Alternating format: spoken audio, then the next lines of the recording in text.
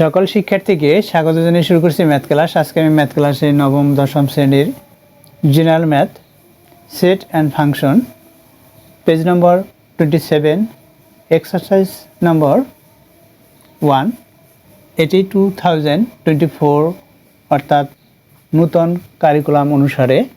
তাহলে দেখো এখানে তালিকা পদ্ধতিতে প্রকাশ করো। আমরা তালিকা পদ্ধতিতে প্রকাশ করব নম্বর 1-এর এখানে ক, খ এবং গ লিখি। নম্বর গ দেওয়া আছে, দেখো কি দেওয়া আছে এখানে দেওয়া আছে C equal second bracket X epsilon Z যেন X to the power 4 less than 264 second bracket সমাপ্ত। দেখো ইতিপূর্বে বলেছি যে এখানে যে শর্ত সেই শর্তটি আমরা অবগত হই, শর্ত থেকে যা যা জানতে পারি। দেখো এখানে এক্স জেটের সদস্য, জেড কি? জেড হচ্ছে সকল পূর্ণসংখ্যার সেট, অর্থাৎ পূর্ণসংখ্যা কি? শূন্য সহ সকল ধনাত্মক ও ঋণাত্মক অখণ্ড সংখ্যাকে পূর্ণসংখ্যা বলা হয়। সুতরাং 0 +-1 +-2 +-3 ... এটা হচ্ছে পূর্ণসংখ্যার সেট। এখানে দ্বিতীয় শর্ত কি? দ্বিতীয় শর্ত হচ্ছে এক্স এর, দেখো এক্স এর পাওয়ার এখানে কি 4, এক্স টু দ্য পাওয়ার 4, এরপর দেওয়া লেস দেন, তারপর দেওয়া 264 এটা দেওয়া আছে। এক্স এর পাওয়ার 4 দেওয়া এবং এটা দেওয়া আছে, অর্থাৎ এক্স এর মানগুলো কোনগুলো হবে? এখানে পূর্ণসংখ্যার সেটের মানগুলো হবে, অর্থাৎ এক্স এর মান এই যে 0, এখানে পাওয়ার হবে 4 = 0 হবে। এভাবে এক্স এর মান আমরা বসাবো। এই শর্তের যে এই যে চিহ্নটি, অর্থাৎ লেস দেন চিহ্নটি যত সময় গ্রেটার দেন চিহ্ন না হবে, অর্থাৎ এই সংখ্যাটির চেয়ে বড় না হবে, তত সময় এভাবে এক্স এর মান আমরা বসাবো। আবার সেই মানগুলোই হবে এই সি সেটের উপাদান সংখ্যা, অর্থাৎ সি এর অ্যান্সার হবে। তাহলে এখন এই শর্ত থেকে আমরা বুঝি যে এক্স এর মান পূর্ণসংখ্যা যা 264 থেকে ছোট। তাহলে লিখি, দেখো এটা লিখতে পারি প্রথমে শর্ত অনুসারে।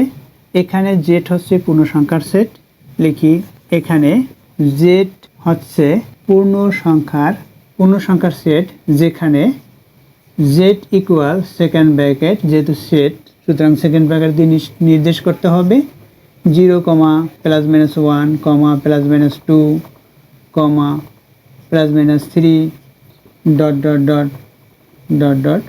এটা দিয়ে জেটের আমরা এই জেড যে শর্ত সেই শর্ত থেকে আমরা এই যে শর্ত সেই শর্ত থেকে আমরা কি পেয়েছি সেটা লিখলাম। এখন লিখি যখন এক্স ইকুয়াল প্রথমে কি 0 হয় তখন x to the power 4 equal 0 two the power 4 হবে ইকুয়াল 0, এখানে লেস দেন 264, অর্থাৎ 0-র চেয়ে 264 বড়। আবার যখন এক্স ইকুয়াল +-1 হয় তখন x to the power 4 equal +-1 two the power 4 equal 1 হবে, 1-এর চেয়ে 264 বৃহত্তম। কি হবে? 264 বৃহত্তম। যখন এক্স ইকুয়াল +-2 হয় তখন x to the power 4 equal +-2 two the power 4 equal, এখানে 2 সংখ্যাটি কি হবে? 2 × 2 × 2 × 2, অর্থাৎ এখানে 4 হয়, এখানে 4 হয়। 4-এর সাথে যখন 4 গুণ করব তাহলে এখানে 16 হবে, 16 এখানে লেস দেন 264 এটা হলো।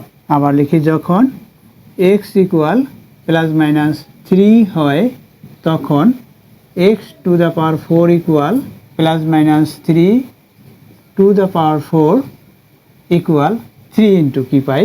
দেখো 3 × 3 × 3 × 3 অর্থাৎ এখানে 9, এখানে 9, 9-এর সাথে 9 গুণ করি আমরা, 81 পেলাম, লেস দেন 264 এটা পেয়েছি।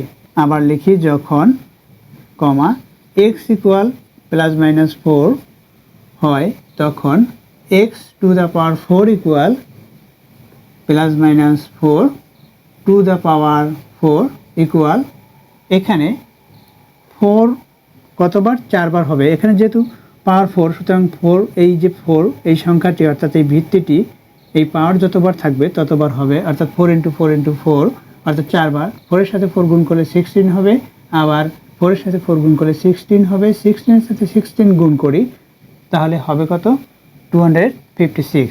256 এখানে লেস দেন 256-এর চেয়ে 264 বড়, তাই এখানে লেস দেন এটা হলো, অর্থাৎ 264 হলো। আবার যখন x ইকুয়াল প্লাস মাইনাস 5 হয় তখন x two the power 4 equal plus minus 5 two the power 4 equal কত হবে? 25 × 25, 25 × 25, এটা 25-এর সাথে 25 যদি গুণ করি তাহলে হবে 625। এখানে গ্রেটার দেন হলো 264, অর্থাৎ 264-এর চেয়ে এটা বড়, অর্থাৎ বৃহত্তম। যখন প্লাস মাইনাস 5 হলো তখন মান হলো 625, এটার চেয়ে বড়, অর্থাৎ 264-এর চেয়ে বড়, সুতরাং এখানে গ্রেটার দেন হলো, অর্থাৎ এই প্লাস মাইনাস 5 এই শর্ত অনুসারে এই মানটি প্রযোজ্য নয়, অর্থাৎ এই মান প্রযোজ্য হবে না। তাহলে প্রযোজ্য মানগুলো কি হবে? প্রযোজ্য মানগুলো হবে এই 0 থেকে, অর্থাৎ x এর মান 0 থেকে plus minus 1, plus minus 2, plus minus 3, plus minus 4, এই শর্তগুলো প্রযোজ্য হলো, অর্থাৎ x এর মান কি হবে? তাহলে আমরা লিখতে পারি অতএব c equal second bracket x epsilon z যেন x two the power 4 less than 264 equal, আমরা যে মানগুলো পেয়েছি অর্থাৎ 0, plus minus 1, plus minus 2, plus minus 3 এবং প্লাস মাইনাস 4, এই মানগুলো হচ্ছে সি সেটের উপাদানসমূহ। তাহলে কি লিখব? অর্থাৎ সি ইকুয়াল টু, অতএব সি ইকুয়াল এই উপাদান সংখ্যা, এগুলোই হচ্ছে অ্যান্সার। আশা করি এটি বুঝতে পেরেছো। এতক্ষণ ম্যাথ ক্লাসের সাথে থাকার জন্য সকলকে ধন্যবাদ জানিয়ে আজকের মতো বিদায় নিচ্ছি।